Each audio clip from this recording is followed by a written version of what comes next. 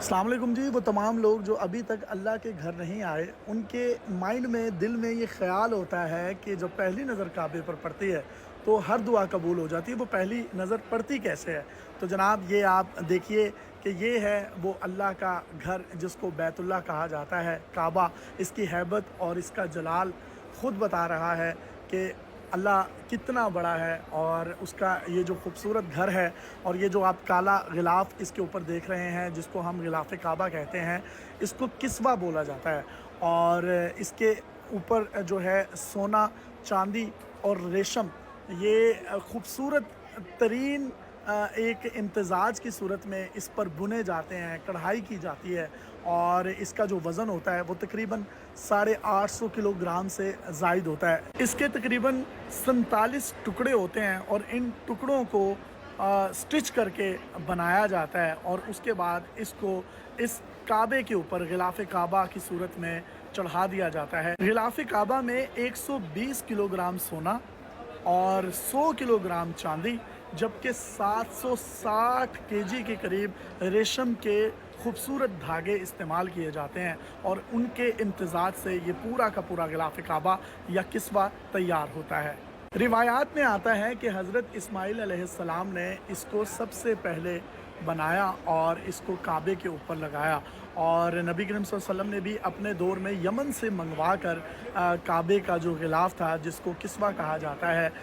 اس کو اس خوبصورت اللہ کے کعبۃ اللہ کے اوپر لگایا تھا۔ جبکہ جو مختلف اسلامی ممالک ہیں، اسلامی ریاستیں ہیں، وہ بھی یہ غلاف کعبہ تیار کرتی رہی ہیں، اور آپ کو یہ جان کر بڑی خوشی ہوگی کہ 1963 میں پاکستان کو یہ اعزاز حاصل ہوا کہ کراچی کے ایک کاریگر تھے جس نے غلاف کعبہ کو بڑے ایک حسین انداز میں تیار کیا اور اس کو سعودی عرب بھیجا۔ عام طور پر غلاف کعبہ کو 9 ذی الحج کو چینج کیا جاتا تھا،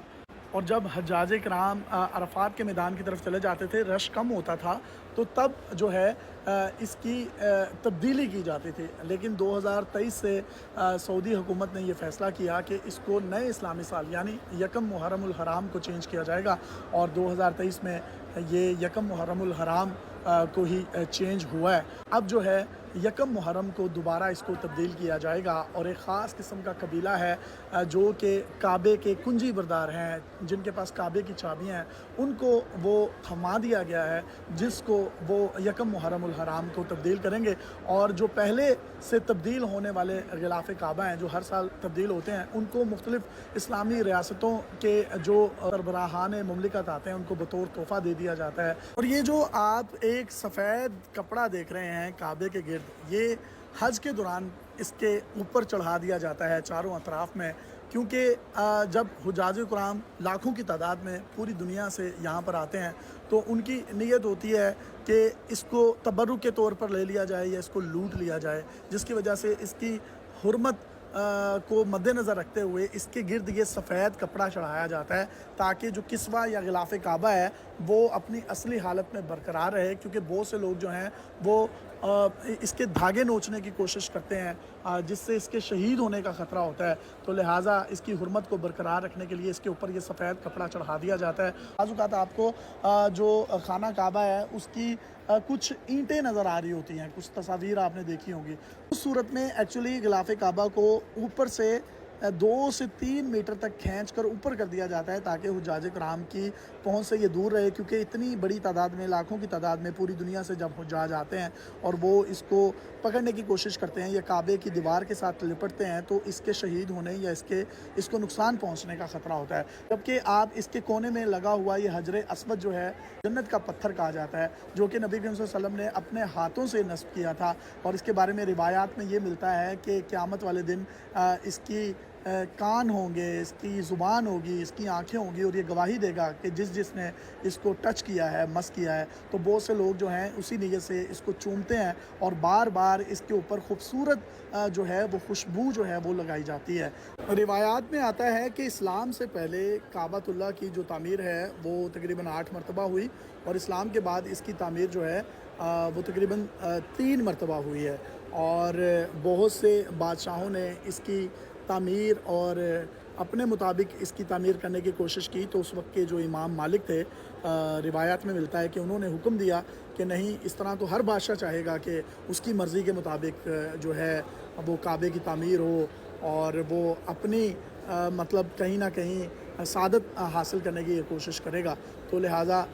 اس کو نہ چھیڑا جائے اور یہ جس طرح سے جس حالت میں ہے اس کو ویسے ہی رکھا جائے تو بہتر ہے۔ تو اس کے بعد سے اب تک جو ہے یہ کعبہ ہمیں اس طرح سے نظر آتا ہے، اور سلطنت عثمانیہ کے دور میں جو ہے اس کی لاسٹ تعمیر ہوئی تھی۔ جبکہ یہ کعبۃ اللہ کے ارد گرد جو آپ مسجد دیکھ رہے ہیں اس کو مسجد حرام کہا جاتا ہے، یعنی حرمت والی مسجد، اور اس کی کنسٹرکشن بڑی تیزی سے جاری ہے۔ آپ یہ اوپر والے اس کے فلورز دیکھیں جہاں پر حجاج کرام جو ہے وہ طواف کرتے ہیں، اور وہاں پر وہ چکر جو ہے وہ بنسبتاً گراؤنڈ فلور کے وہ بہت زیادہ بڑا ہوتا ہے، کیونکہ جوں آپ کعبے کے سینٹر سے دور جاتے جائیں گے آپ ویسے ویسے آپ کا دائرہ بڑا ہوتا جائے گا، اور آپ کو طواف کا جو ایک چکر ہے وہ زیادہ بڑا پڑے گا۔ اب اس کی جو کنسٹرکشن میں جو ماربل استعمال ہوتا ہے، یہ یونان کا ایک جزیرہ ہے تھاسوس، وہاں سے لیا جاتا ہے، اور یہ خاص قسم کا پتھر ہوتا ہے جو کہ رات کے وقت نمی کو جذب کر لیتا ہے اپنے اندر، اور دن کے وقت جب اس کے اوپر سورج کی روشنی پڑتی ہے یا گرمی یا تپش پڑتی ہے تو یہ اپنے اندر وہ موجود نمی جو ہوتی ہے اس کو استعمال کرتے ہوئے کولنگ کا کام سر انجام دیتا ہے، جس کی وجہ سے 50 سے 55 ڈگری سینٹی گریڈ تک درجہ حرارت کم ہو جاتا ہے۔ یہی وجہ ہے کہ تپتی ہوئی چل ملاتی ہوئی دھوپ میں بھی حجاج کرام یا عمرہ زائرین جو ہے جب وہ طواف کرتے ہیں تو یہ ان کو سارا کا سارا یہ ٹھنڈا لگ رہا ہوتا ہے، اور یہ تقریباً 40 سے زائد انجینئرز ہیں پورے مسجد الحرام میں جو کہ باقاعدگی سے اس کا جائزہ لیتے رہتے ہیں، اور کہیں بھی اگر کوئی ٹائل ٹوٹ جائے تو فوری طور پر اس کی جگہ پر نئی ٹائل نصب کر دی جاتی ہے، اور باقاعدہ طور پر اس کی صفائی کا خیال رکھا جاتا ہے۔ آپ دیکھیے کہ لاکھوں کی تعداد میں یہاں پر عازمین آتے ہیں، لیکن مجال ہے کہ آپ کو ایک مٹی کا ذرہ بھی نظر آئے۔ کنسٹرکشن کی بات کریں تو یہ دنیا کی سب سے مہنگی ترین کنسٹرکٹڈ بلڈنگ ہے، جس کی قیمت جو ہے برج خلیفہ یا دنیا کے بڑے بڑے مال سے بھی کئی گنا زیادہ ہے، کیونکہ اس کے اندر جو state of the art materials لگے ہوئے ہیں اور ٹیکنالوجی اورینٹڈ جو چیزیں لگی ہیں وہ اس کو اپنے آپ کو دوسری تمام بلڈنگ سے ڈفرینشیٹ بھی کرتی ہیں۔ مسجد الحرام کی جو توسیع ہے یہ 2011 سے سٹارٹ ہے، اور یہ تیسری توسیع ہے، اور اس توسیع میں تقریباً کوئی 300 ارب ریال، اگر میں ان کو امریکی ڈالرز میں بتاؤں تو 80 ارب ڈالرز بنتے ہیں، جو کہ اس کی صرف تیسری توسیع پر لگ چکے ہیں، جبکہ جو برج خلیفہ ہے وہ 1.5 ارب ڈالرز میں بنا ہوا ہے۔ تو یہاں سے آپ اندازہ لگا لیجئے کہ اللہ کی اس مقدس گھر کی ایکسٹینشن اور